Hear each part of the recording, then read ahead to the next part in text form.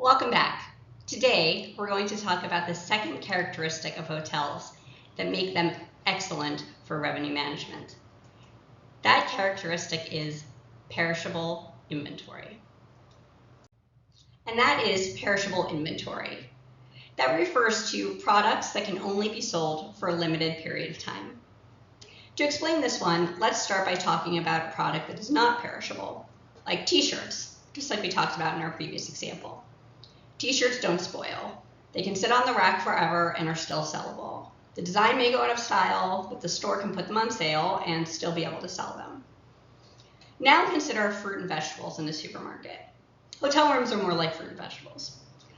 Fruits and vegetables have a very short period of time in which they can sell. They can last a couple of days on the shelves in the supermarket. Then they start to go brown and get mushy, and then eventually they're just not able to be sold at all. Hotel rooms are like that. If the night passes and a hotel room is not sold, the product spoils or perishes and can't be sold at all. In fact, the shelf life of a hotel room is exactly one night. And just like a market has to throw away a banana or a tomato that has gone bad, a hotel also loses the opportunity to sell a hotel room if it's not sold before it perishes. Of course, the hotel can sell the same physical room following night, but that would be like the market selling a new batch of carrots. Each unit of a hotel's inventory or rooms has a shelf life of one night, and if it's not sold on that night, then it's literally a different product. What this means is that a hotel has a limited opportunity to sell each room, each unit of inventory. If the hotel misses that chance, they do not get a second one.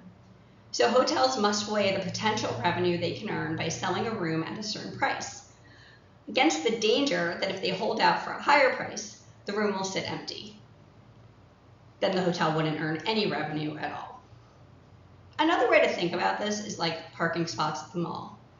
If you pull into the lot and see a parking spot that is far from the entrance, you have to decide if you should take that spot and walk, or keep driving around for a little while looking for a closer spot.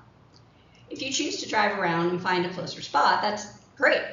But what if there is nothing closer, and you go back to the first spot and it's not there any longer? Now you have nowhere to park. Think of yourself as the hotel in this scenario, and the parking spots are customers. The hotel can book the first customer that comes along, or that spot you found further from the entrance. Or they can hold out for a better opportunity that will pay more. In your case, that would be a spot closer to the mall entrance.